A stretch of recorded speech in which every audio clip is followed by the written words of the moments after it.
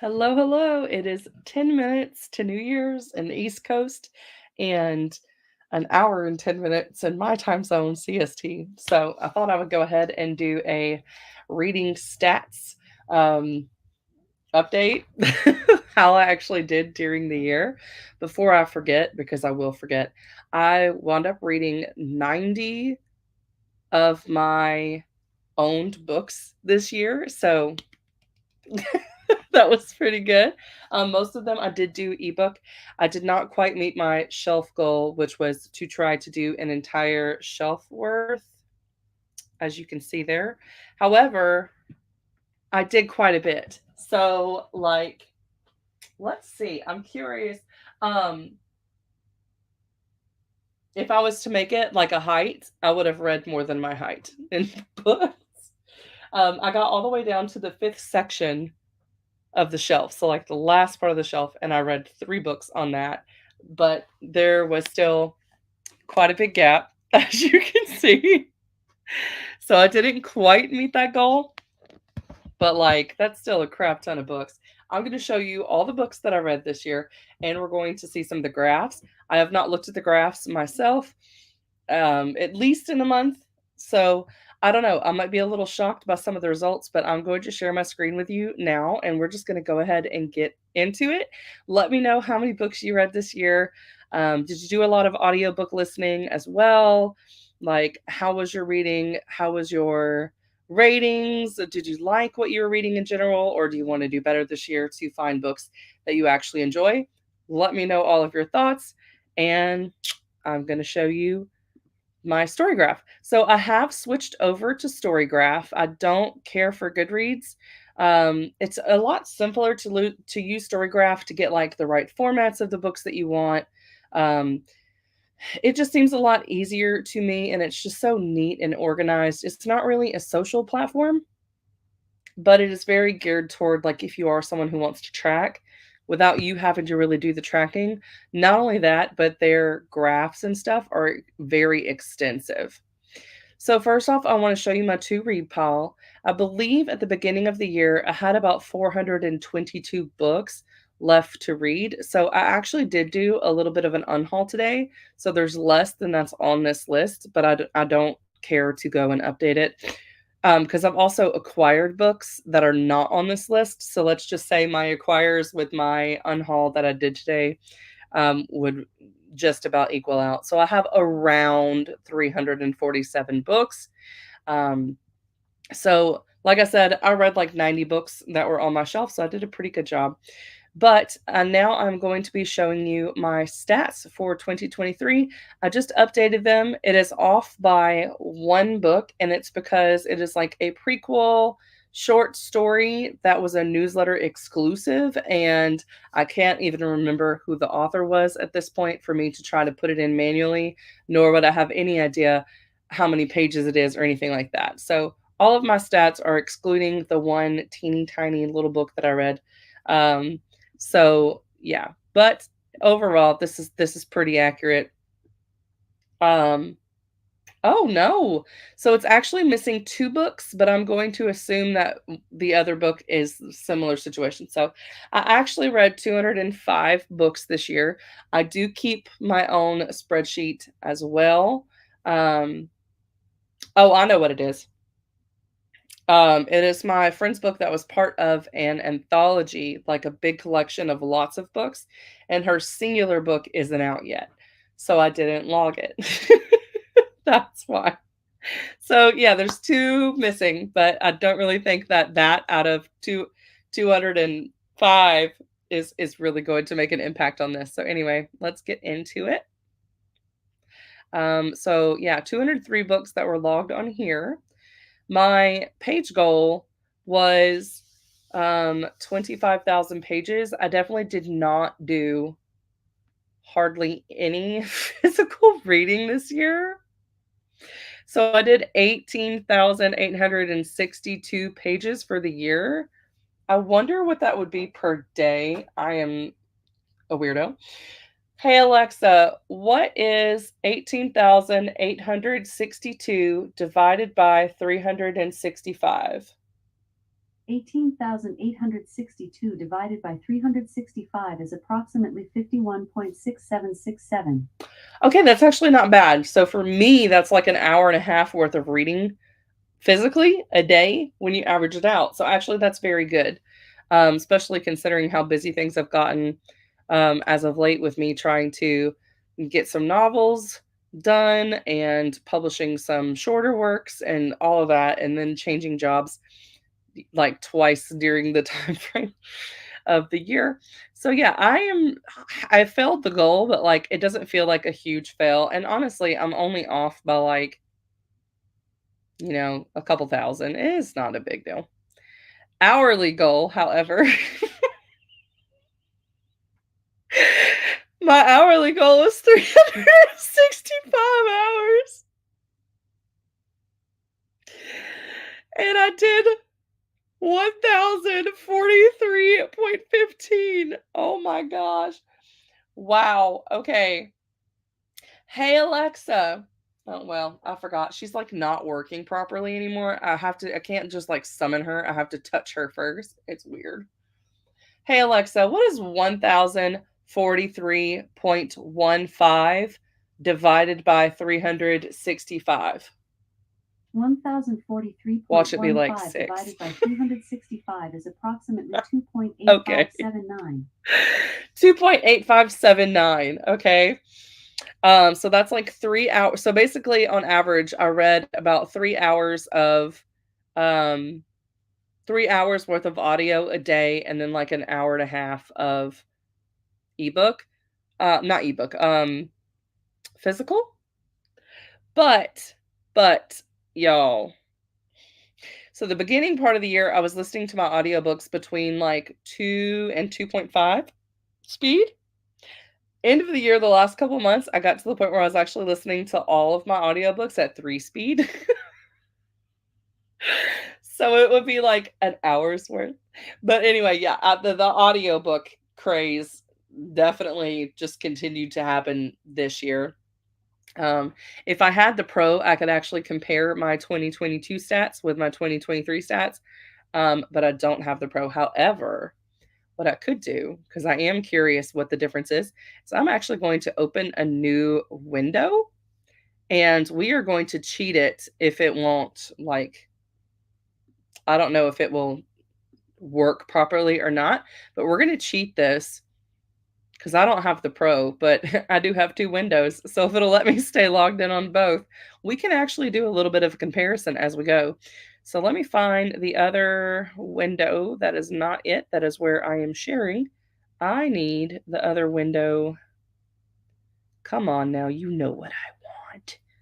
You know what I want. Don't act like this. Oh, come on. Okay, I'm really confused. That's downloads. Um, this is really confusing. Did it just give me a new window and not duplicate it? I don't understand. I think that's what it did. So I actually need to open a new window. There we go. And go into the story graph again.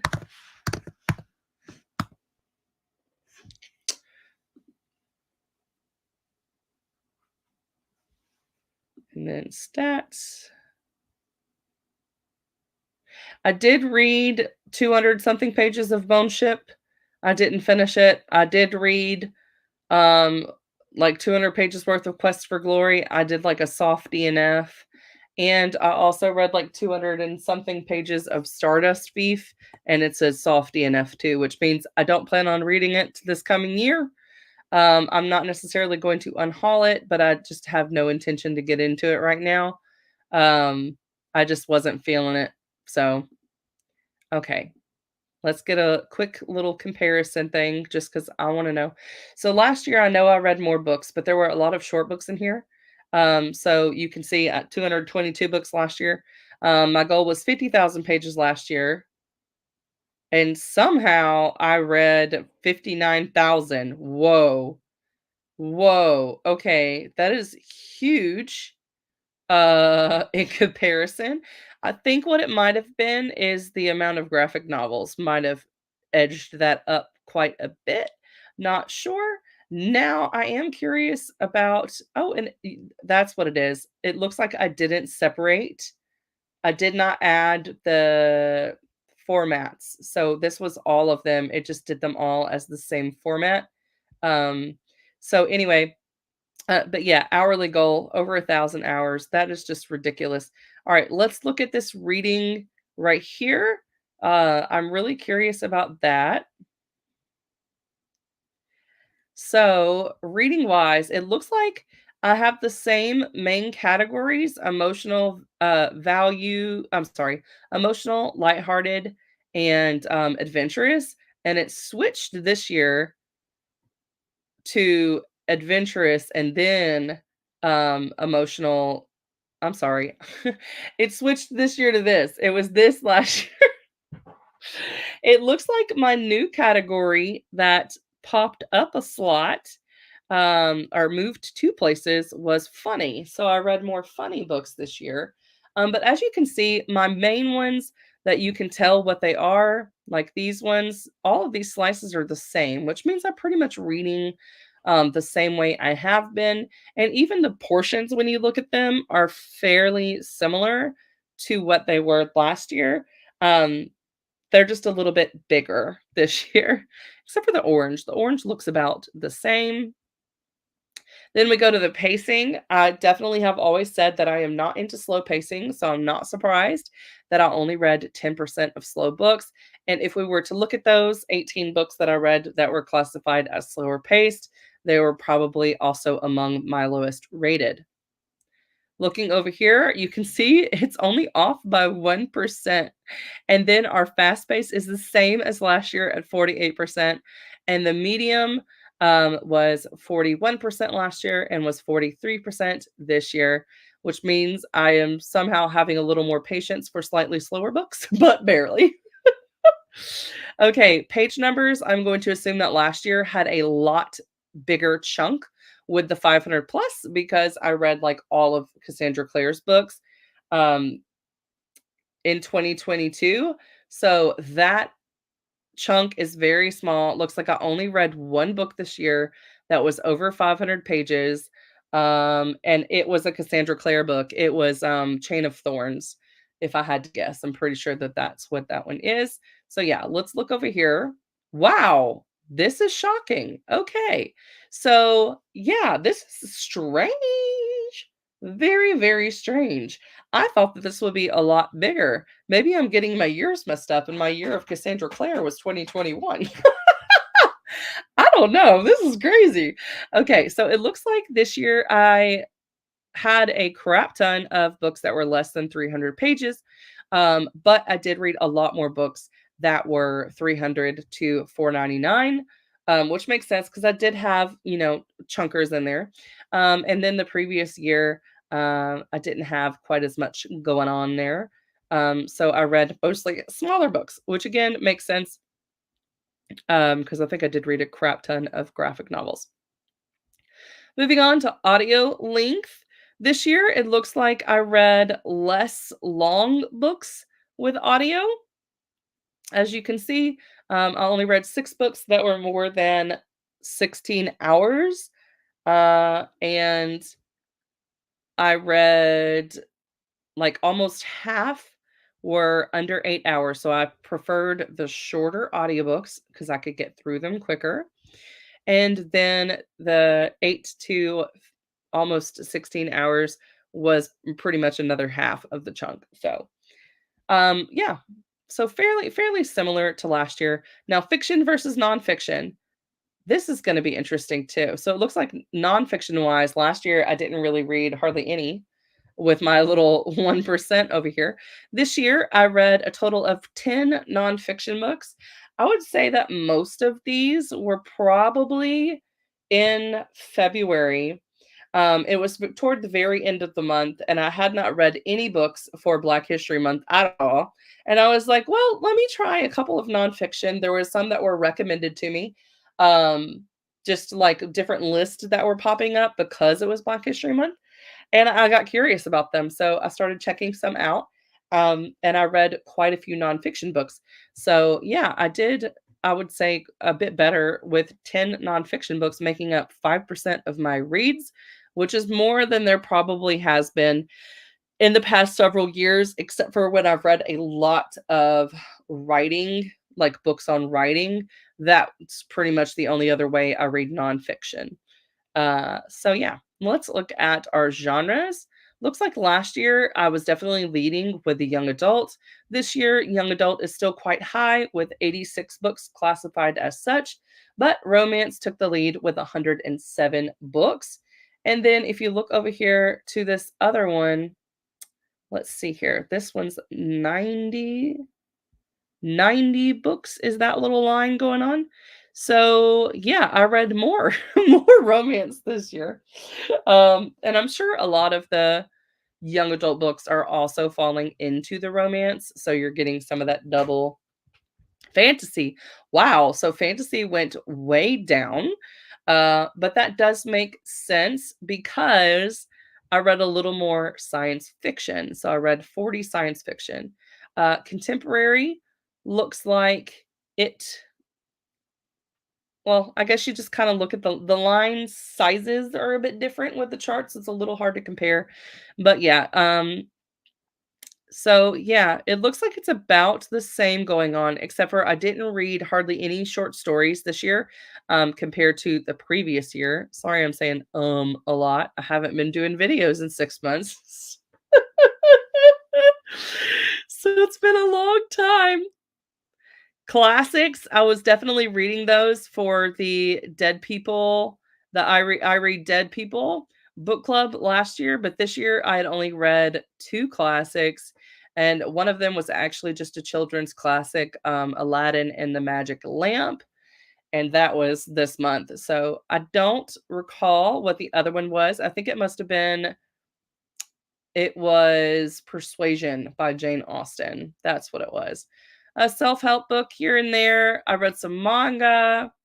Most of those are Spy X Family. All of them might actually be Spy X Family that are in that. I did read some erotica this year. I don't think that I really had a lot of books that classified as that last year. So 10 this year. I was reading it because I was writing a story that I thought was going to fall under that, so I was kinda doing research. Yeah, see, last year I barely read any erotica, so this year that definitely went up. Let's see what else went up. Horror looks like it went down significantly. Thrillers, it looks about the same.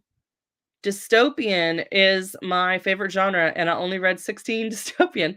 I really want to be changing this up, and I would like for these charts to actually represent what my reading taste are.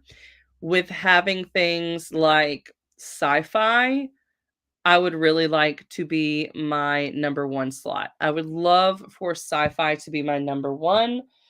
I love sci-fi. It has so many different genres within it. And a lot of the sci-fi that I would pick are going to have romances. So I would get my romance and my sci-fi. I like stuff that's set in space. I like apocalyptic, post-apocalyptic, dystopian stories. I really want to read some more sci-fi. I also haven't really been reading a crap ton of paranormal this year. So I would like to read some more paranormal. And then, of course, fantasy can definitely go up as well. But yeah, I would like to see that. Let's see. So it looks like LGBTQIA plus was 15 books that were classified specifically for that. And of course, there's other books that would have that in there that don't fall under that classification. Looks like last year may have been a little bit high. Nope, same number. Okay, so not too shabby. All right, so let's go down and look at some more graphs. So this tells me how many books I read that I owned. This year I counted it up and it is 90. This just means that I had acquired some books after I had read them and didn't update it in the system that I owned them, or I didn't put the book in the system as owned at all. So, yeah, not completely accurate. But yeah, so it was 90, and last year on it looks like I did 36. I did, by size alone, just looking, I did double the amount of books that I read that I owned this year than I did last year. So that was awesome. That was one of the things that I really wanted to do. I don't mind having a big collection, but I want to be making a dent in the collection because the older I get, the less and less reflective of me and my taste my collection is. Most of these books, the majority of these books, I got around 2015 when I was going hard at the whole booktube thing. So between like 2015 and 2018 is when I acquired I would say a good 85 to 90% of the books that I have on my shelves right now. Some of them were even earlier than that, from like 2012 or even when I was still in high school. And some of those I still haven't read. Some of those I have, but it's like where you love the author, you read like 12 books of them, and then you just start buying all of their books because you know you're going to like them when you get to them. I have some of those authors on my shelves. Um, so yeah, there's just a crap ton that's on here. Most of it is YA. One of the things that I will say when it comes to acquiring books this year, I definitely acquired less books. And when I did acquire them, I was intentionally getting books that were adult or new adult because I knew that that was where my taste was headed. Also, most of the books that I was getting were like book of the month because I'd had good luck with some of the books that I had read from book of the month. So that was just an easy way for me to do on site, pick something up when I had like a store credit and just be like, okay, we're going to try these and see how it goes. Book of the month has been hit or miss now that I've been reading more of them. So some of them I'm really enjoying, but they tend to be from the same authors. They're repeat authors. um, and yeah, a lot of these are thrillers that I picked up. And honestly, thrillers are not my main genre. I enjoy them when I enjoy them, but they're not my main. I would like for like thrillers and mysteries to be about 10% of my reading. I want it to be on the lower end because it's just not my favorite thing. They don't tend to have the romance, and I like to have romance in everything. So that's probably why I don't gravitate toward that very much. So last year, okay, well, now it's acting like I did do this. So apparently, I did listen to more hours of audiobook last year, but I read less pages physically. Okay. And this year, I did more physical pages and less hours. But there was also, you got to remember, there was like 20 less books this year. So the fact that the audio numbers are so close. Well, it's like 100 hours difference, but like 20 books. I mean, that's why. That's why. Yes, I would like for the print books to rise to 25%. That would be my ideal, is for 25% to be like print where I'm physically having to sit there and read it. But also my digital reading went up, so that was good. That means I was reading books that were on my Kindle, or the few months where I had a trial for Kindle Unlimited, I was actually utilizing that, or like ARC copies and stuff like that. So yeah, it went up from 22 to 24%. But I would like to see what I'm physically reading, which is the combination of the digital, which is my ebooks, and the print books. I would like for that to be about 50% of my reading. Will that ever be the case? Probably not, because audiobooks are just so convenient, especially now that I commute 40 minutes each way when I go to watch my nieces and nephew. So, yeah, audiobooks is probably just going to continue to go up. It might even be as much as 75% of my reading next year. I could definitely see that being a thing. All right, let's see the most read authors. Oh yeah, okay. So last year it was Cassandra Clare was my number one author with 12 books. Then I read a lot of Tahara Mafi, but all of those were like the Shatter Me series. And then Elle and Robin actually co-write together. So obviously they're going to have the same amount on here. Um, Andrea Bird, she wrote the Christian fiction series, and they were like shorter. They were still novels, but they were more like novella size. Sarah J. Maas, I don't even know where the 5 came from that. Oh yeah, oh yeah. It was the 2 books in the Crescent City series or whatever that I hated. I did not like that series. I do not plan to continue it. I do not care about the big reveal that came at the end of book 2.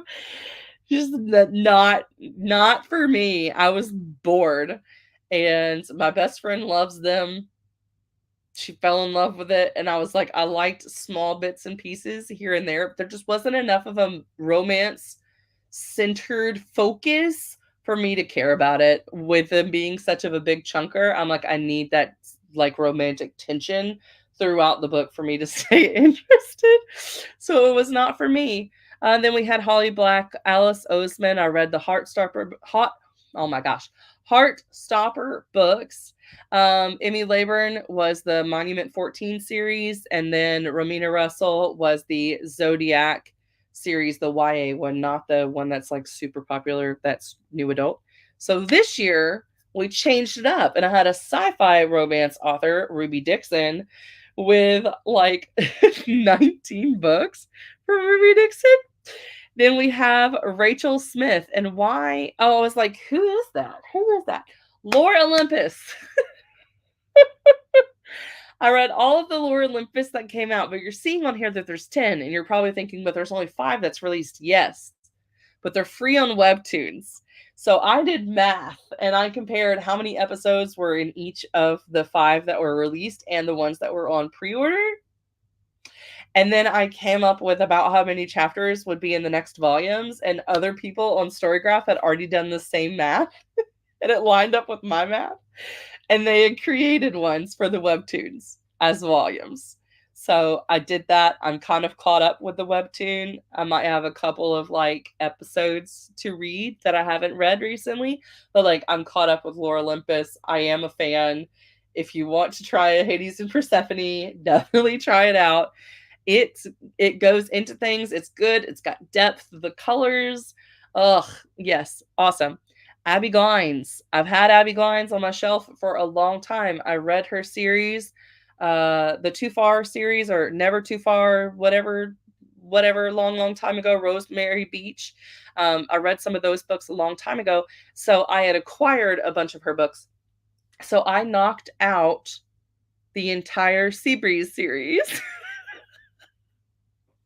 So I read the whole Seabreeze series, and it was like 8 books, or not 8 or 9. I think it might have been 9 books. So I knocked those all out in a very short time frame, by the way. I just went one after the other. They were like candy. They were shorter audiobooks, like 8 hours each. It was a fun ride. Sometime in the future, I will like take more time with them individually, maybe physically read them, review them. I don't know, but it was a fun ride. And then, of course, we have Tatsuya Endo, which is the creator of Spy X Family, which is like my new fave. And I've read all 10 volumes that are out in English. Yay! I read like volume 7, 8, 9, and 10 in the month of December. I've also been following them on it's a like a manga app that's free that you can get on your phone. If you can't find it, you can ask me and I'll figure out what it is on my phone and I'll tell you. But you can read it for free. It's like where people volunteer and they translate it into English, and then it's got a bunch of ads and stuff which helps fund it. So that you can read it. I do not believe, I think it's like a Webtoons where the artists like have put it on there. So it's not like torrent or whatever where you're just stealing their work. So yeah, hopefully they're getting some stuff. I don't know. Anyway, and then Jennifer L. Armentrout, I read the Lux series. So that is where all of those books are coming from. And then Kristen Simmons, I had a crop ton of her books. I've met her in person. She's a great person. I've met Jennifer L. Armentrout in person too, and she's pretty cool. So yeah. Anyway, then we go to Anne Brashire's. That was me finally starting from scratch and finishing the Sisterhood of the Traveling Pants series. that I started way back in like ninth grade of high school. So it was time. I'm 33. It was time. It was time to finish it. So I did. Kiera Cass was another one of those autobi authors that I had so many of her books since reading the Selection series. So I needed to read The Heir and the Crown, and then she had one called The Betrayal and something else. It was like a duology that was separate from that series. So I read those, and I read The Siren, and if there were any other books from her that I read those as well. The only one that I haven't read from her is like 10,000 Heartbeats, which I do have the ebook of. So I'm pretty much caught up with her. And yeah, I like her books. They're easy to read, and I will definitely continue that. Cami Garcia is one of the authors. I'm shocked that it doesn't have the other author on here, Margaret something. I don't know. Margaret Stoles. I don't know. I'm surprised it doesn't have her in here too. But I read the Beautiful Creature series, which I got years and years and years ago, and I watched the movie back in like 2009 or 10. It's been a long time coming for me to finally just read the books. So I finally did that, and it was nice. They were big chunkers, and I just always wanted to pick them up and then never did. So I finally did. And then Clinton W. Waters. I met Clint at a writing event. It was like an art festival, and they were at a tent a couple down from me. So I kept talking to them and wound up getting all of their books. They spilt coffee all over their table. The wind was horrible. So they were like, I just spilled coffee over all this. I said, well, if you want me to review them on my channel and you're not going to be comfortable selling them to anybody, because they were like, I don't want to sell these to anyone. So this is like lost money because I got coffee stains everywhere. I was like, no, you can give them to me. I will go review them. And of course, I had already spent money on their books before the coffee incident. So I already got 2 of them. And I have absolutely loved all of their books so far. There's only one book that they have out, as far as I know, that I do not own, and it's not available. And it wasn't available at the Barnes and Noble. They used to have like a whole table there, and now they have it on an actual shelf. So it's a smaller amount of books. And it was like a collection of sci-fi stories that was not there. But anyway, if you're looking for sci-fi stories with LGBT plus main characters and like shorter stories or novellas or very small novels, you should definitely check out Clint. They're really, really good books. Um, yes. So anyway, and then we go to the languages. Of course, it's going to be English. I don't know what this tag along thing is. I don't know what it says was tag along. You know what? It might have put I bet it was the author, the future gods. No? Okay, I don't know why this says tag along. This was in English. I don't know what that stat was about. It was in English. I've tried to learn different languages. I've tried to learn Latin. I've tried to learn Spanish. I did Spanish in high school. That was the extent of it. I can pretend that I know Spanish. I could be like, ¿Por qué de tal manera amó Dios el mundo que dio a su hijo unigénito para que todo aquel que cree en él no se pierda mas tenga vida eterna? But I don't actually know Spanish. And I took Russian in college, and I can like pronounce the words still, like sight reading. It's really cool when I'm watching Marvel videos, especially Guardians of the Galaxy, because a lot of the signs are in Russian, and also Stranger Things had some stuff that was in Russian. So that was pretty cool because I know what the letters are, so I could at least like say it even if I don't know what the meaning is. But yeah, it took 2 years worth of that in college, but you did it in like a semester. So I did 2 years worth of Russian in 1 college semester. Oh my goodness. So yeah, it went in. I made an A, and then I forgot everything. So I'm like, "Меня зовут Heather, как тебя зовут?" Cagnila. Maloko. I don't know. Ice cream. My name is Heather. What's your name? What's up? I don't remember hardly any of it. And I'm trying to learn Swedish. But yeah, unfortunately, as much as I want to be a polyglot, it has not happened. I only can read English. So yeah. Okay. Ooh, this stat is cool with all of the colors. And it has my minutes listened. So yeah, if you're some sort of mathematician and can figure out what to do with that chart, have at it. Oh my goodness. Okay. So minutes listened to was up and down throughout the year. It looks like June it went down a lot, but pages read went up in June. Now, I will say that I switched jobs. I stopped doing booktube, not intentionally. It just kind of happened. I was just exhausted and I was switching jobs and it's just craziness in May. So as you can see, January, I just read a lot of books. February, I read a lot of books in total. Um, and then it just kind of went down steadily. Up and down. But anyway, yeah. So yeah, as you can see, with the last half of the year, the amount of books that I was able to read per month was a lot less than the first half of the year because now I'm watching kids. Okay. So it can be very distracting because I'm constantly having to like stop, change a diaper, don't go in there, whatever. My ratings. So last year, my average rating was 3.8. Now, I was using the Copile system pretty adamantly at the beginning of this year until about June. And in June, I just said, screw it. I don't feel like filling in all of this data. So I just started putting down the title of the book and what month I read it in. And that was it.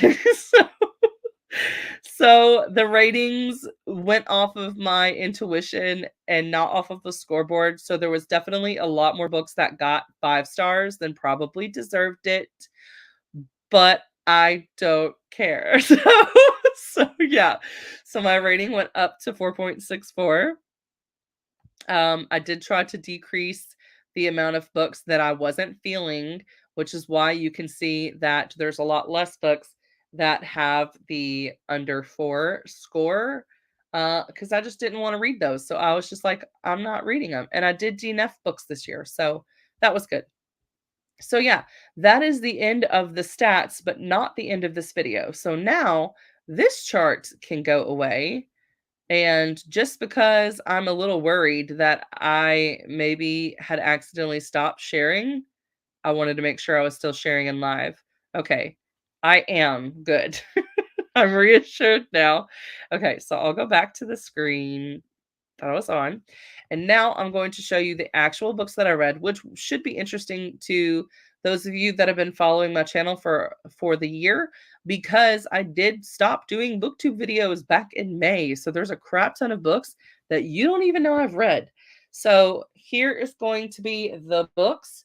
You can see, and I'll start from the earliest read. These are not in perfect order. They are in order by month, but not necessarily by the day that I read them because I got lazy.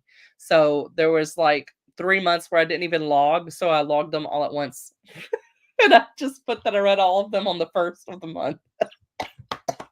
But if you need to pause your screen, since I did not do like a bunch of reviews and stuff, if you want to know what the book is about, which is like, the genres and stuff, it already tells you that on Storygraph. It gives you what the genres are. And right here, you can see my little star rating. And you can see the amount of pages, which will tell you if I read it physically or not. Or if I did an audiobook, it will tell you how long the book is. So it's going off of the version that I read. But anyway, I am just going to go through these books. Probably will not really be talking about them because there are 203. But yeah. I might talk about the indie ones because they don't get as much love and attention as they should. And so I might stop to talk about those briefly, but also my memory is not awesome. So yeah, first book I read of the year was The Missing Crown. This was the fourth book in the Nearest series by Kate Marie. It is also the first book in a kind of spin-off duology to that series.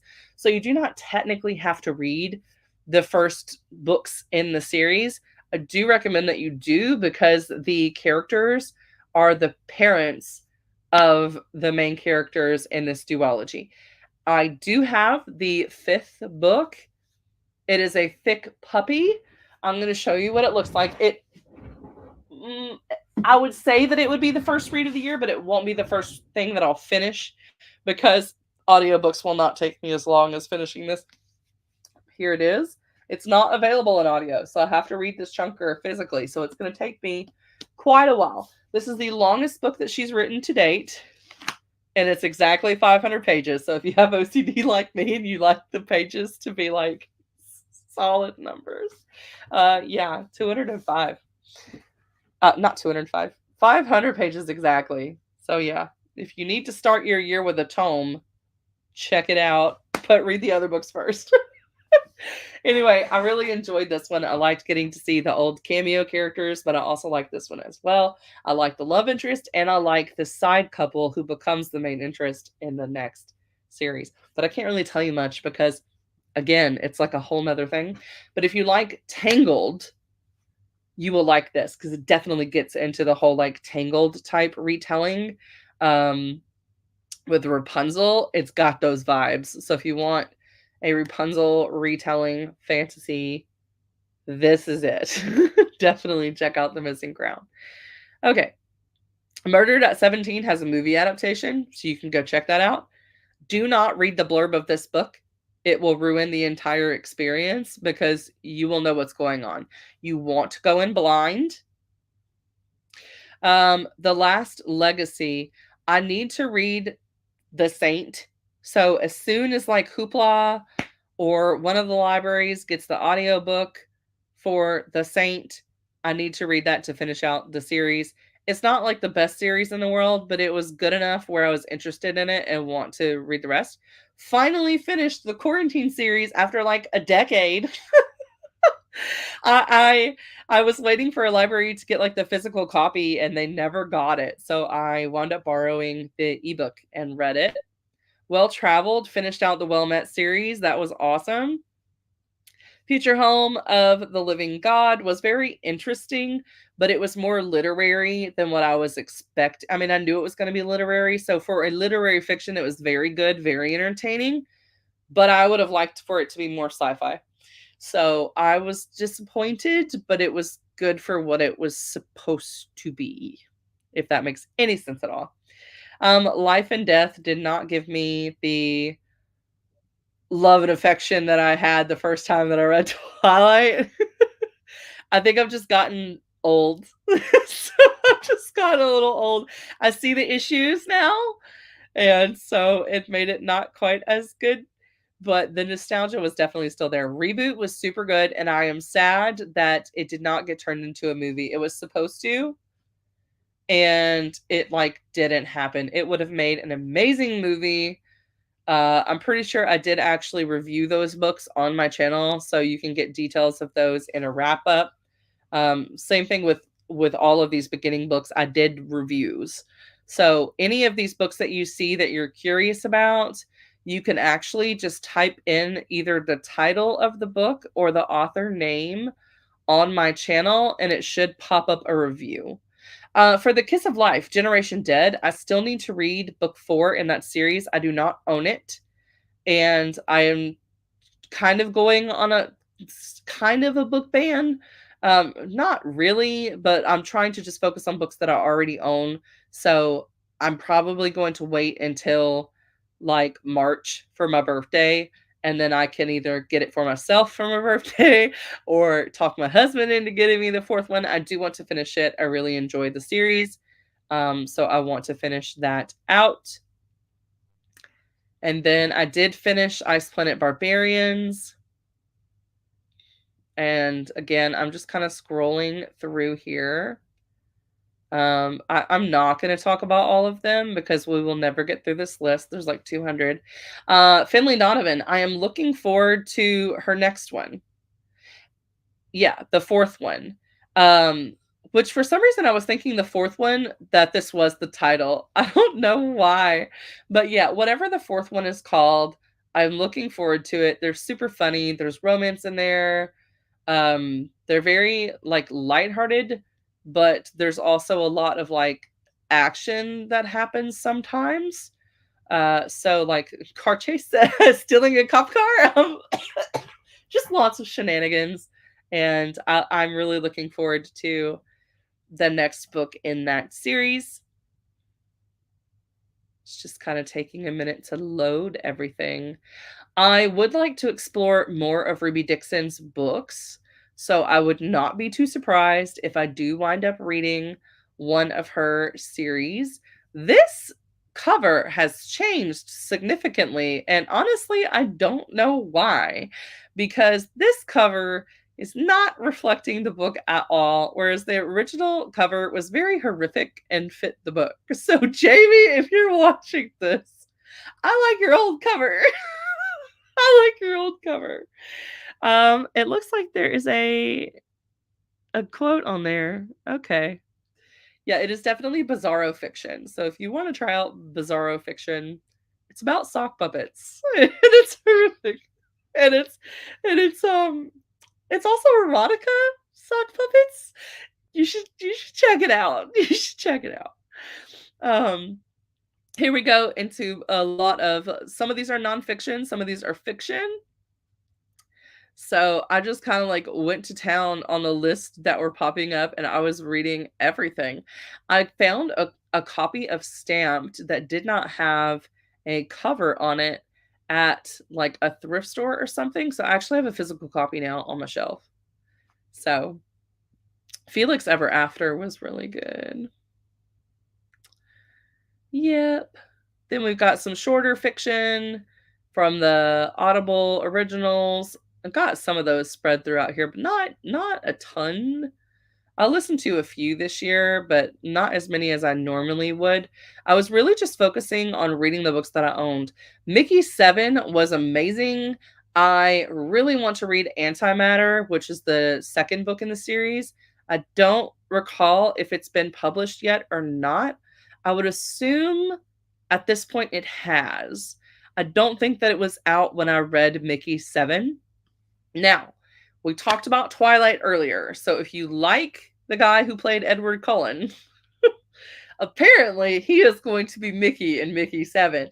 And I am down for it. I want to see Robert Pattinson in a humorous role. And it is sci-fi. So like if you liked the humorous aspects of The Martian by Andy Weir, you should read Mickey 7. But the protagonist is a bit younger. There's some romance at play that's in there as well. It's good. It's so good. I cannot wait to read the next one. Yes. Catherine House was weird, but like in a good way. It was very creepy and confusing. But it was good. I did like Persuasion.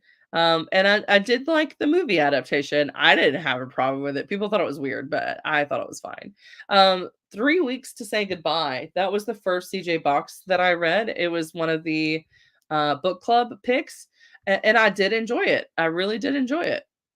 So, finally got around to another Amber Smith book. And then here we go with my Kristen Simmons knocking out her backlist books. So I did a Dice of Chaos, and I had got Walk the Edge, which is the second book in the series. So I wound up reading the first book, Nowhere But Here. It's very good. It was one of my first like motorcycle club books, but it's YA. So if you don't like some of the darkness and like the dark romance aspect that tends to come with biker romance, you want like a healthier relationship that doesn't have like a bunch of power dynamics and like dubcon and stuff like that. you should check out this YA series. It definitely gets into like the grittiness of the motorcycle gang dynamics. But it also has like the found family, and the romance is very like sweet in this one. I really, really enjoyed it.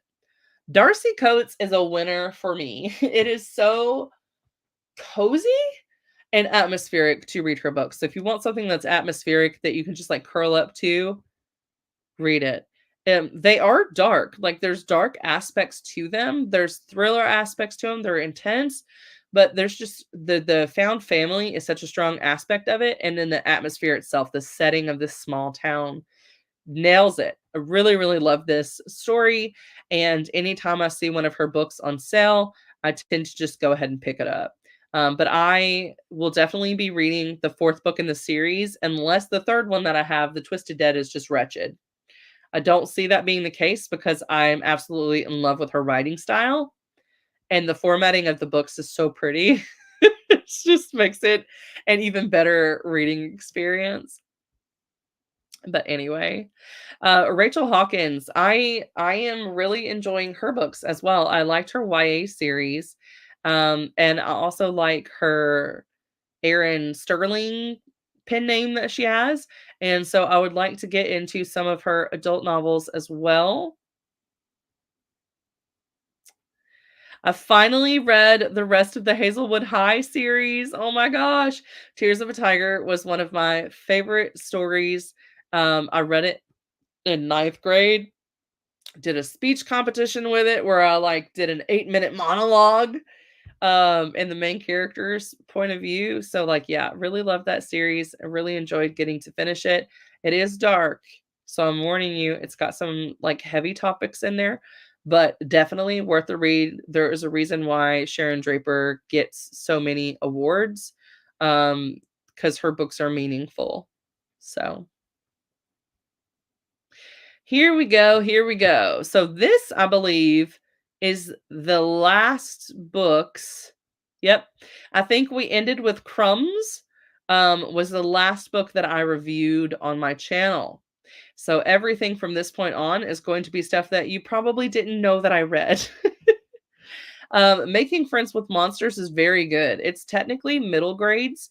The author, you'll see her pitch it as young adult, but it's like it takes place in either Australia or the UK or so, I can't remember where it takes place. Might have even been Austria for all I know. I don't remember. It takes place in a different country. It's been a while. It's been like 6 months, y'all. But anyway, yeah, it's about like a 12-year-old. So that's why I say I don't think that that's why I think it's young adult. I mean, sorry, middle grade. However, the content of it, the coming of age aspects, the things that the character deals with, um, including even gaining a disability, that they didn't have, loss, um, issues with becoming more aware of like things like suicide and how mental health affects adults and teenagers and even themselves. Um, that is what this book is about. Making Friends with Monsters is basically learning how to deal with your own crap, like your own grief, and realizing that everyone has them. And if you don't tame your monsters, sometimes things can get out of hand. So yeah, it is a very, very good story. Uh, yeah, yeah. I think even if you're an adult, you would get something out of that one. Very, very good. Then we got Emily Henry. I'm definitely entering my Emily Henry phase. I still need to read Beach Read, and I believe that that's it. I think I've read her other books. I think I've read her other books, so I need to read Beach Read. It's on my shelf. I read Book Lovers, really enjoyed it. I've read People We Met on Vacation, Happy Place, and she has another one coming out in 2024. So that's definitely one of my most anticipated reads, and it will probably be on Book of the Month. So I will get like the Book of the Month edition to match my other ones because I have all of her books in Book of the Month editions. I do not own Book Lovers, but I loved Book Lovers. I understand now why people liked Book Lovers so much, and didn't care as much about her other two books. And the reason why is because she gets into the steam way freaking faster. And there's some more steam faster. And I was like, okay, Emily Henry, we need another book lovers, please. So I'm hoping the Beach Reads does that. I am down for the not having to pine the whole book to get to it. I want it sooner. I want it sooner. She's just so good with her character development. 30. So this one is another one by Clinton. Basically, when you're 30, there's a 50% chance that you are going to die when you turn 30. And so this guy like sets himself up with this other guy that's like an escort to spend his possible last day together, but then he starts falling in love with him. So yeah, it's good. Continuing down, down, down. Here we go into my Kira Cass phase, knocking out her books. Ooh, The Girl in Red. Y'all, talk about an underrated book. It is so good. Oh my gosh. You want a Red Riding Hood post-apocalyptic? Yes. That book is so good. Oh my gosh, it's so good. You gotta read it. You've got to read it. And also the main character has a prosthetic and she is walking through the woods and there are like these vicious monsters and some people are kind of monstrous and villainous and like the military is trying to quarantine everybody and keep them under control, and she is so smart and she's trying to like tell everyone else like, hey, you need to have your go bag ready, like we need to leave now or we're not going to be able to get out of the city, and there's like a contagion and a virus that's going on that makes people like puke up their lungs, and like she's got it together, she thinks like 10 steps ahead, but nobody else listens to her. They underestimate what she's able to do because she has a disability, um, and limitations. The limitations are not shied away from in the book. The author does a good job of showing how she is limited, but also the workarounds that the character does, or how much of a fighter that she is. I loved it. But yeah, like there's moments where it's like, okay, she's so blistered up, she can't move because the prosthetic is just like rubbing and rubbing and rubbing. So like she'll find a cabin and eat spaghetti for 3 days. Like it was so good. I want to like reread it. This author has other books and I probably should check them out because that was an awesome one. If I had endless funds, I would go buy me a copy. I read it from the library, but I would like to own that. Because it is definitely one that I would like to reread. And I wish that it was a series because I wanted more. I mean, it was very satisfying, but it was one of those worlds where, as gritty and gruesome as it is, you just want more of it. It's like The Walking Dead. You just want more of it. And honestly, if you like The Walking Dead, I think that you would like The Girl in Red. There's no like actual zombies, but the atmosphere, the whole walking through the woods type thing, I think you definitely enjoy it. And here's my Lore Olympus phase. As you can see. And then here's the whole webtoons versions. Anyway, Skylar Mason. Skylar Mason is an indie author that I've recently discovered, and my gosh. Okay, so Skylar Mason is a Christian. She writes Christian characters, or at least the first character in Purity is Christian, and then she's got a priest in the third one. But these are smut. Okay? It's not what you expect. Because she's going against purity culture. That's what the purpose of the books is to say, like, you're not some filthy, dirty, unlovable human being because you want to have sex. So yeah, if that's something that you've dealt with, like the purity culture keeping you down, yeah, I think that these books would help you kind of get past that. Or if you were just taught that certain things were not okay to do, even within the confines of marriage, then these books would kind of like knock you out of that. These are not nonfiction books, okay? She deliberately titled this one Purity so that it would be something that would be like that grandmothers and stuff would get their kids because they think that it's like they're promoting purity culture, and then it's the complete opposite. These are not for children though, okay? They're like 18 plus. They are new adult romances, but they are very, very, very, very good. I will be continuing to read probably all of Skylar Mason's books. Definitely an auto-buy author for me now. I have read 3 of their books, and I want to read their backlist. It's very, very, very, very good. Nick and Charlie finally got that, but where is my Heartstopper Volume 5? I need my Heartstopper Volume 5. I've been reading it on Webtoons, so like I've gotten a taste, but it ain't been updated in a while. I need some more. I need some more segments. If y'all are wondering if they were ever going to do the deed, it happens on Webtoons. You don't have to wait for it.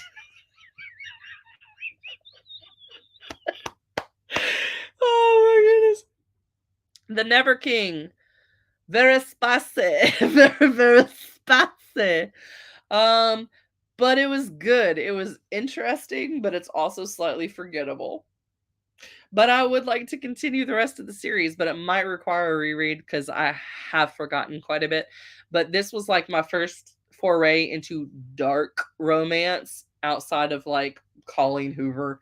And I don't even know that the books that I read of Colleen Hoover are under the dark romance because I read the ones that were not the super toxic ones that everyone shies away on. I haven't read those. I've read the ones that had like okay relationships. So yeah, I don't know. I don't know. Oh man. Tessa Bailey, new author for me, and have enjoyed the series, the Bellinger sisters. Really enjoyed that. I have already downloaded the audiobook for the New Year story. So that is probably going to be my first read, because I'm going to be able to knock it out in like an hour, and it's Tessa Bailey, and it's a New Year's story. It's a New Year's story. How can I not read it on New Year's? New Year's Day. So that's what I want to do. Casey West. I've read a couple of hers. I want to read even more of hers, and I will probably continue to read her books as they release. But yeah, I have quite a few that I need to catch up on. Her Wild Roommate was awesome. This is what made me want to write an erotica story, and I actually did a roommate's erotica story. That will be coming out probably in the third quarter of 2024. It's already been fully drafted, but I'm going to rework some things and kind of slide it into the romance category more so than the erotica category, but it's still going to have all the spice from the erotica version. Just a little more plot. But yeah, I'm excited about that. And they actually have like 5 books in this series, and I purchased them all. So eventually I will wind up continuing that. Again, me trying to just read some eroticas. These were not really, I mean, I gave it 4.5 and 4 stars. But I don't really recommend that unless you literally just want smut. Here's another. Skylar Mason was awesome. Second Chance was actually pretty good. Milked by the Power Couple was the funniest one. I was literally looking for the free erotica story, the free erotica shorts, because I was going to write short erotica and see if I could break into it. So that's what I was reading. Yeah, this one's super taboo. This one is just weird. And this one, I don't even know what I was reading. I was like, what is this? Yeah, so no. Then we get some Veronica Roth stuff, the other Tessa Bailey, some Abby Glines when I quickly knock out that series. Also started reading Emily Rath books, and I've liked all of her books so far, so I will be continuing her books. I've read 3 of them. 2 of them were novellas. One of them was in an anthology, and the other one was like her 700 something page book. So I am still currently on the second book in the Pucking Around, which is the Pucking Wild, and then the next one I believe is Pucking Sweet. So I really like all of those characters, and I do actually plan on doing a like a poly relationship like that in my werewolf series that I'm starting. And the first book in the werewolf series is supposed to come out if I can meet the deadline. I did get sick for like 2 weeks. Today's kind of like my first good day. What? Oh, my knee was bumping the thing that pops out for the CD in my computer tower. Anyway, it comes out on May the 7th. So if you want a high fantasy romance with werewolf shifters with a dark world but a healthy relationship and kick butt females, you will like my series. And it's called My Wolf Captor is the first book, and it's already available on Amazon for pre-order for $3.99. And I've been doing it with Raven Dark, who is super well known for motorcycle romance, MC romances, and dark romances. But this one is not dark. Not with the romance. It's dark with the world though. Yep, here you can see. Here's what's so funny about these covers, okay? These are YA. And they're traditionally published. I was like, who did that? These are like straight up like erotic, very sexual covers, shirtless dude, like that sort of thing. And they're YA books. They're YA books. Now, here's the thing though. The content is definitely like spicy new adult, but they are like 17, 18 years old and they're just banging all the time. And it's very explicit. So yeah, they were still good. I just pictured the the characters as like the cover models who are clearly not teenagers. They're like in their mid-20s. So yeah, I'm just like, oh my goodness. But yeah, they were good. They were good books. Not all of them were technically YA. Some of them had slightly older, like 19 or older. But yeah, the first one was YA, and I was shocked that it got so explicit. Another one from Clinton. Um, have liked all of their books. And then here's The Beautiful Creatures. It was a solid series, but I definitely liked the first, and then it just kind of was more of the same. Um, so didn't really like increase in like for each book. But it was good. Like I was entertained. Turtles All the Way Down was really good. I know it was hit or miss for people, but I liked it. Weird Separates is like one of the only authors that I read that writes historical fiction, and I've enjoyed them. So I will be continuing to read their books. I did get rid of one at one point because I was like, I don't really care about historical, but I might wind up getting it again, or at least just listening to the audiobook. I don't necessarily need to own it because with historical fiction, I'm probably not going to reread it. Born at Midnight. So this is an older one. It's 2011. So I was like, okay, this might be a little bit cheesy paranormal, but I remembered I read like a sample when it came out in 2011 of one of this author's like other stories, and I loved it. So I wound up getting like the whole series. I'm currently looking at 3 more of that series on my shelf, but I think I've got another one in a different stack.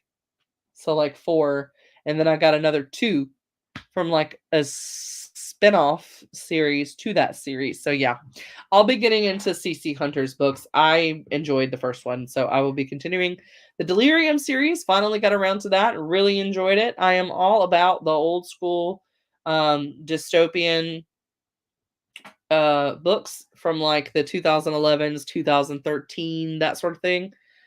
If y'all want to know what my favorite book of the year was, it was this one. A Different Kind of Love by Kim O'Brien. And I actually became friends with her on Facebook, and we were talking about our stories, and I just got curious about hers. And I think I was telling her that I was reading Pucking Around or something like that. And she was like, oh, well, I have I have this story.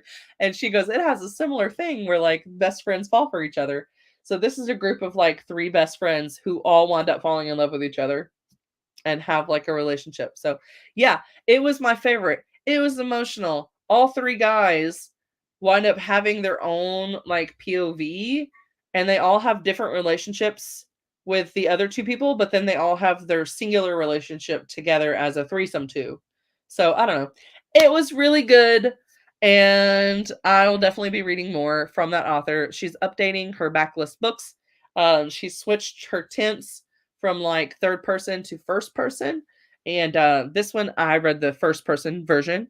So really enjoyed it. And I'm just waiting for her to finish updating her backlist. And then I will be reading those. Not all of them are like 3 people in a couple, a throuple. Um, but this one was, and it was awesome. And the main character is a rock star. And one of the guys is a stepbrother. I'm liking the stepbrother romances, like the stepbrother gay romances are really good. I like stepbrother romances in general. Make them gay and it's even better. Anyway, Rainbow Rowell. She used to be super, super popular. Now people don't really care for her as much anymore. But at the time, she was like an Autobot author for me. So I had this one on my list for a long time. So I finally got around to reading it, and I did enjoy it. Then here you go with the more Emily Ray, or Rath, however you say her last name. I don't even know. Oh, apparently I read 4 from her. Okay, I read 4 from her because I forgot about Pucking Ever After. And now volume 2 is out for Pucking Ever After, but I have to read the Pucking Wild first before I can read that one. So more Laura Olympus, as you can see, our beautiful buxom MC. And then we've got The School for Good and Evil. I read the books that I have on my shelf. So I like read, I guess it's the main series. I pretty much finished the main series. I think there might be like another book, but I kind of did like a soft DNF on the 4th one because I didn't get it. I also don't get why there's like this whole marriage thing going on, and these characters are 12. They're 12. And so even by the time I got to like the 4th book, I'm like, how are they married? They're like maybe 15 now. Just like convoluted. I don't get it. I think I would rather just stick to watching the show. But I did really enjoy the first book, but I say stick to the first book. I think if you were younger, you might enjoy them more. I did really enjoy the Matched series. Here is the only book that I've read from Raven before I started writing with her. And I've been helping her with a dystopian zombie-like book that she's going to be putting out in February. So that will come out in February, and then ours will come out in May.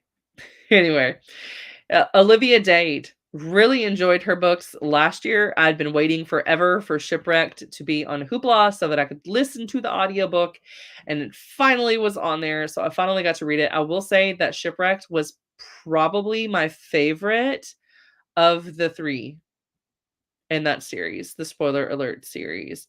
But it's been a while since I read the other 2. Did really enjoy it. Catherine Center. This is kind of like my first foray into more of a literary romance thing. I did enjoy it, but I liked Bodyguard from her more. And I did read Bodyguard from her. More of Skylar. Here's the Bodyguard. Finally got into some more Amanda Hawking, and I didn't realize it, but she produced a 3rd book. So I read these 2 little shorts that she did to kind of like launch the 3rd book in the series that I thought was completed. I read the duology like 10 years ago. Not even joke. It was like literally 10 years ago. It was 2013. Yeah, so I am excited to read the 3rd book. I don't think I'm going to have to reread the first 2 in order to understand it, which is shocking. but, I physically read them, and I feel like when I physically read books, they stick a little better, in my head because they take longer to get through, so my brain spends more time processing them in between when I'm reading them, like, picking it up. The Adventures of Amina al-Sarafi. I read over half of this book physically, and I believe that if I had done that for the whole book, I probably would have given it more than a 3.5, but I did switch over to an audiobook, just because I was reading it at night, so it was very slow going where I was getting like a chapter at a time done, and I just wanted to finish. But I honestly, I don't think that there was enough going for it for me after the setup portion. Like, as soon as the magical stuff got introduced, with, like, the monstrous sea creatures and the whole little adventure, that as soon as, like, the actual magical elements came into play, I didn't care anymore, which is interesting because you would think that that's what I would enjoy, but I liked the beginning part that wasn't really magical. I liked the historical fantasy aspects of it before you got, like, the whole fantasy. I know, I can be surprising. An author book, that one was good. Finally read the 3rd book for the Montague siblings. There was nothing wrong with this book. It's just that I didn't like it the way that I liked the first 2 books. It didn't have as much going for it, but it did get into, like, anxiety and OCD and stuff, which I appreciate as someone that has both anxiety and OCD. But yeah, I guess there wasn't really the romance in there that the other 2 had. Even with the 2nd book with her being asexual and aromantic, there was still, like, the ability to ship her with, Zim or whatever the other character's name was, and so, I was still shipping it, and it worked, but this one didn't really have the romance, but he does spend time with his brother Monty, so that wasn't there, and you get to see Percy and Monty too, but very briefly with them together, and I was like, "But I like y'all. I like your romance. I want you in the book together for the whole thing." But anyway, Spy X Family, yes. None of the Above was one that I had had forever, and I finally read it. So this one at the time was one of like 4 books that were out that had um intersex characters. Talking to the intersex and trans communities, all of the other ones were problematic. Like Middlesex, some of the or Golden Boy, I read that one. Um, yeah, they were all problematic in some way. This one is not an Own Voices story. As far as I know, the writer is not openly intersex. However, they are a doctor that specializes in and works with um, like teens and stuff that are intersex, that are figuring it out as they start to hit puberty and things are not going the way that they thought things were going to go, and then are contemplating whether they want to have any sort of surgeries in order to better fit the definition of what they would like to present to the world as. So yeah, this is one of those stories where a girl finds out that she has like androgen insensitivity, um, which means that she has XY chromosomes and male internal like sexual organs or whatever you call them. But because of the insensitivity, they never drop. So female presenting, um, like biologically presenting outwardly. And then when the first time she tries to do it with her boyfriend, it's very painful because she's not big enough there for that to work. So she goes to a doctor and then finds out that she's intersex and then has to deal with that. Like, what am I? Because technically I'm not this and I'm not this. Where do I fit? And can I still claim the identity of woman, because that's what I've been all my life, but I have XY chromosomes. So yeah, that's what this book is. It is YA. It was very good, but you are going to have some of those moments where it could be hard for readers who have gone through this to kind of like reread their experiences, because there are definitely people within the story that are very, I don't even know what you would call it necessarily when you are, because it's not homophobic, because intersex has nothing to do with sexuality at all. It has to do with genetics, biology. Um, so I don't know what you would call it, but those type of people that are not great. Put it that way. Child Finder was one I had got. I went into the store one time in Barnes and Noble and I was like, I'm just going to get a book with a pretty cover and then read it and see how it goes. And I got this one and I got The Woman in Cabin 10. Had a great experience with The Woman in Cabin 10 by Ruth Ware, and now Ruth Ware is like an Audubon author for me, and I've enjoyed all of her books so far, at least enough to want to continue reading her. And so this one had sat on my shelf for years. Finally read it. It was amazing. And of course, I had to go right into the second book in that series, The Butterfly Girl. How to Marry Keanu Reeves in 90 Days. I did enjoy this one. The romance, when it finally got to it, was good. The spice was good. The thing that I didn't like about the story, and that most of the people who did not connect to the story did not like, was the fact that this was a 40-year-old woman acting like an immature 22-year-old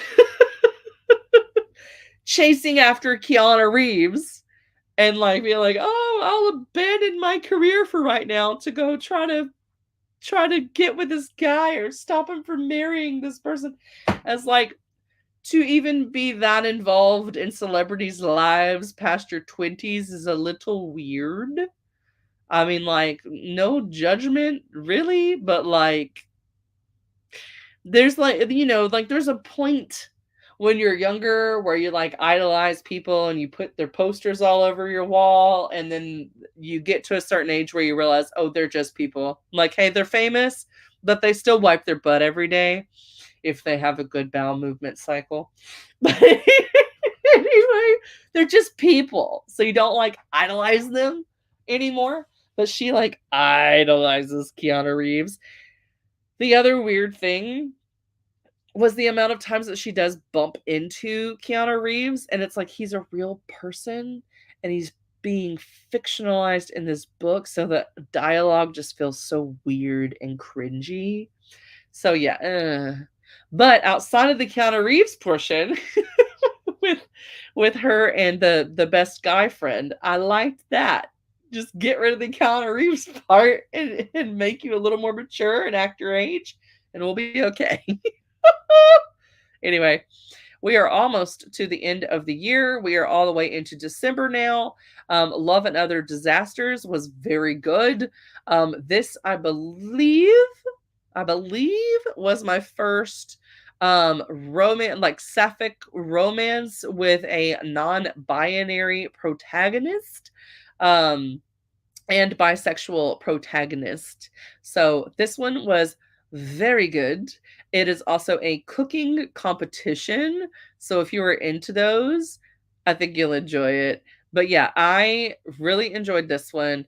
Another caveat that there are some crabby people involved in the story, but it is not the focus of the story, with like the mistreatment, and people definitely do not like the character who is mean. so it's okay. It evens out. Then we've got all the Spy X Family. I have not finished the TV show. I am not up to date. So far, my favorite volume, that's hard. I really like volume 10 because we get to see Lloyd as a kid. So I liked getting to see Lloyd's backstory a lot during this one. But other than that, I really enjoyed volume. It might have been 6, whichever volume where they go on the vacation on the ship.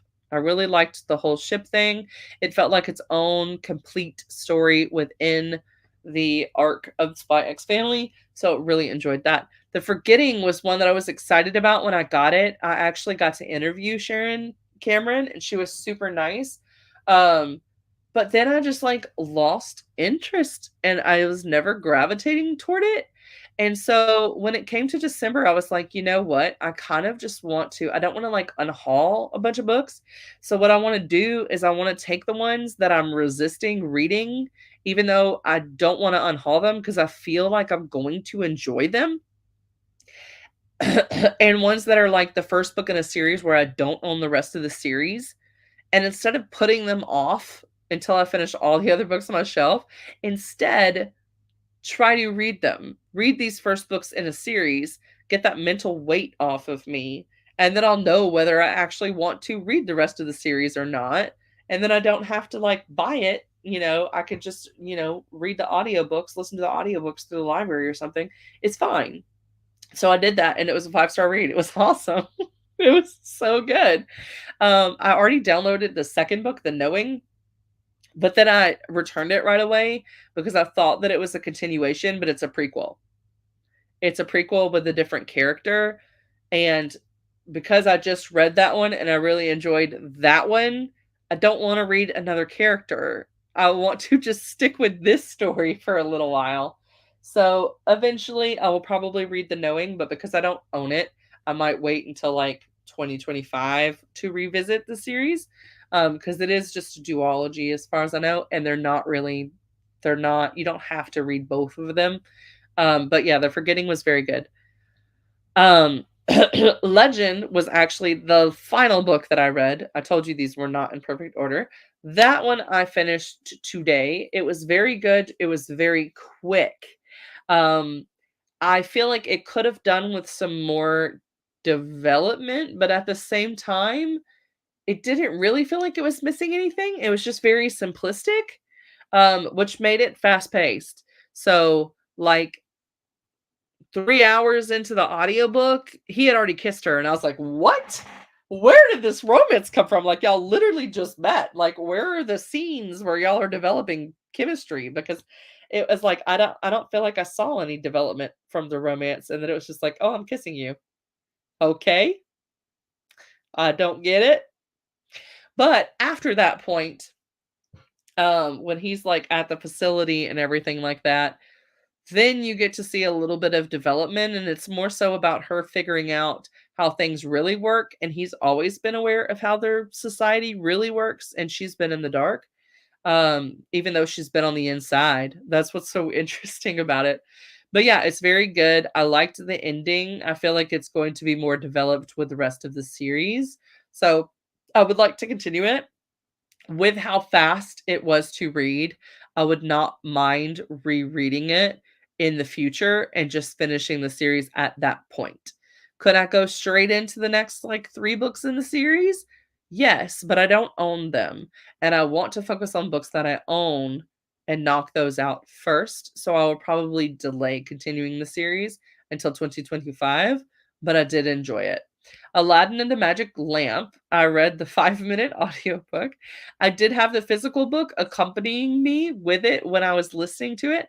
I actually got this as a gift, for my nieces and nephews. I got them a bunch of little stories, that come with audiobooks. So I had one of them in my lap and was showing them how they could listen to it and be able to see the pictures at the same time, because they have not been introduced to the concept of audiobooks yet. So I wanted to introduce them to that. So I sat there and I listened to it. So I stuck it on my list because it is a book. Anyway, Love on the Brain was awesome. I don't know why so many people didn't like it. I don't understand because I was so hyped for it. I got it, and then people were hating on it so hard that I didn't read it for like a year or over a year because I already had Love Theoretically before I read Love on the Brain this month. So, yeah, I finally read it, really enjoyed it. I'm looking forward to Love Theoretically. I'm on the wait list for the audiobook, but it says several months, so I might wind up physically reading my copy of Love Theoretically before that becomes available. Book Lovers was one of my favorites of the year, I would say. Definitely my favorite of Emily Henry's books. If I had to think about it really hard, I might change my mind and a different one might be my favorite from Emily Henry. But because I just read it, it feels like my favorite right now. But yeah, really enjoyed that. Oh, what fun. I enjoyed The Husband or The Husbands from Chandler Baker. It was a full-length novel. This one was a short story to the point where I didn't get the point of it. I was like, "Your mom is missing, you don't know where your mom is, and then all of a sudden your mom is, like, on a TV show." I don't understand what I read at all. Like, I don't know what I read at all. And so it's like, I don't really know what I read. Do I not know what I read because I somehow wasn't paying close attention? Or do I not know what I read because there was no substance to it? I don't know. So I gave it a 1 star. Within These Wicked Walls was one of those that I got from a book box, and it's supposed to be somewhat of a Jane Eyre retelling. I did read Jane Eyre a long, long, long time ago to the point where I don't know how this connects. Um, I was resisting this story because I didn't think I was gonna like it. I thought it was gonna be kind of more on the literary fantasy side of things, and that it wasn't gonna have, like, the romance and all that. No, I was dead wrong. I was so wrong. This one has the romance. It has the romance, and it has the creep value. Um, I really enjoyed Within These Wicked Walls. I'm kind of sad that I waited so long to read it, but that is why I kind of decided, let me just go for the ones that I'm not gravitating for and see if they're good. And if they're not, it'll be easier to DNF them because I won't be interested in them. So yeah. Then we've got Wild Card. I finished this one today too.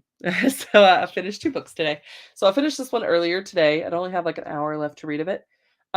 So yeah, I wanted to read a um like a dark academia type thing. This was not really academia, but it is a dark college romance and it's The Secret Society, but I don't really know that it actually fits into Secret Society. It kind of felt like the author was just trying to go with that trope.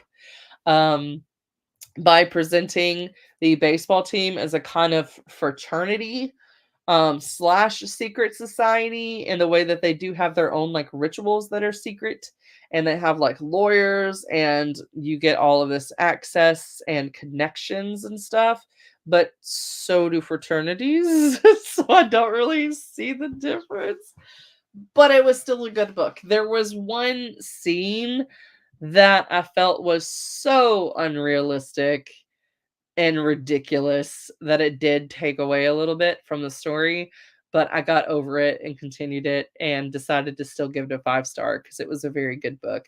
But some of it was just a little unbelievable. Just some of the scenarios felt thrown in to add drama, but it wasn't realistic and therefore it didn't feel right. I don't know. I don't know. Um, she did lay the groundwork for you to be interested in the second book because you get to know the characters that are going to be in the second book, and there is already one major thing that will be happening in the second book based off of what you find out at the end of the first book about this side character. That makes me curious. It makes me want to read it. So, I might continue, but I only have, like, 2 months left with my, um, Kindle Unlimited.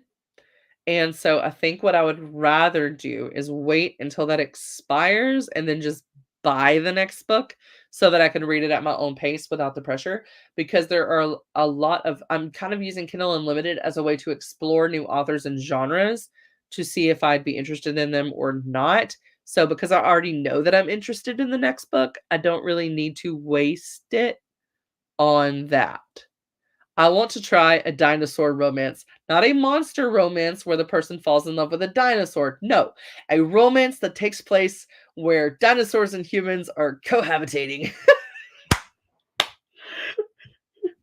So that will probably be my next ebook. I already have one picked out by Sedona Ashe, which is an indie author. So yeah, this one was also very funny because in the acknowledgments of Wildcard, they credited their editor, C. Marie, and my editor is Kate Marie. And I'm like, is this the same person? And I messaged her and I was like, are you working with this author? Because if you do, you need to hook us up because I liked your book. Make that connection. Make it. I got a bunch of messages. So now I am looking. Nope, she don't know her. Okay, never even heard of her. Well, boo. Boo. So much for 6 degrees of knowing everyone. 6 degrees of Kevin Bacon. Anyway, so is it midnight? Because I got messages. It is past midnight. Oh my gosh. Happy New Year. Hello, Kiana. How are you doing? Juice mapping first. Yes, yes. Oh man. Oh my goodness. It's New Year's. It's 2024. Y'all, I wasn't even planning on staying up until midnight. I wasn't. But I wanted to show y'all all of my stats, all the books. So yeah, we just went through it and I didn't tell you about everything, but like half the books I had already reviewed. And the other ones are so popular that they have reviews on YouTube if you're curious about them. So but yeah, hopefully I told you enough about the books. And kind of got to let you know what my anticipated reads are because they're based off of continuations of series that I've already read or new releases from authors that I've enjoyed so far. As far as New Year's, which is now today, I was going to be like, as far as tomorrow goes, as far as New Year's goes, I plan on going to go see Wonka with my husband. Now that I've already cleaned up my office, which was the one thing that I really wanted to accomplish before the new year, or I was going to be stressed out. I need to clean my kitchen, but because the kitchen, I have not done dishes in like 2 months. It's you just have to wash the dishes. You need it. It's horrible. So I need to do some kitchen work and go watch Wonka with Timothy Chalamet. So I'm excited for that. We're gonna go to a movie theater that has reclining seats. Yeah, they have reclining seats. And I believe if you get something and it takes a couple minutes for them to cook it, they will bring it to you. Because I'm pretty sure they brought me my food the last time. Like part of it I had to wait for, and I'm pretty sure they brought it to me. So that was pretty awesome. But anyway, so what I would like to do reading wise tomorrow is I want to do stuff with these shelves. So right now they look kind of fine. I've got the books are scattered, but like you can see them all individually. Um yeah. So what I want to do is since I already made the video where I showed you that I read all these books on the top shelf and I read all of these this year, they were single stacked as I was reading them, but now I will flip them on the side so that it'll look more like this, where you've got two side stacks and then one vertical in the middle to bridge the gap. I will do that with the books that I read this year in an attempt to fit them all on these two shelves, which means that the other 4 shelves, again, like this year, will be my unread books or books that I have to reread in order to continue the series because it's been too long for me to just hop into the next book and have any clue what's going on. So yeah, that's what I'm going to do is I'm going to move the books so that I can stack them so that I can fit them all onto those 2 shelves. So those will be my red book shelves. And then I am considering, I don't know if I'm actually going to do it. It'd be a lot of work, but I am considering arranging the rest of them by genre, and age range. Because um I am kind of phasing out of young adult contemporary. I just don't think I really relate to it as much now as a 33-year-old, unless they're going through some complicated crap. Some like really devastating stuff. Um Otherwise it's just not enough emotional pull for me to be all that interested in a contemporary young adult book.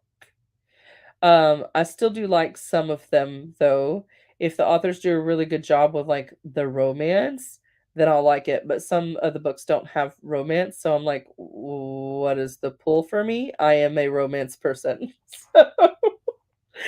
So I think it would be good for me to like have a shelf that is um new adult and adult romance that's got the spice, and then have a different section that has all of my young adult contemporary books, and then like some thrillers and all of that. um yeah, so I can separate by age group um and genre. That is what I'm thinking about doing. And then I could be shifting between reading young adult and adult books, or trying to knock out large chunks of certain stuff just because I know that my interest has changed. So it says my Mac will sleep soon unless plugged into a power outlet. So I've not charged it.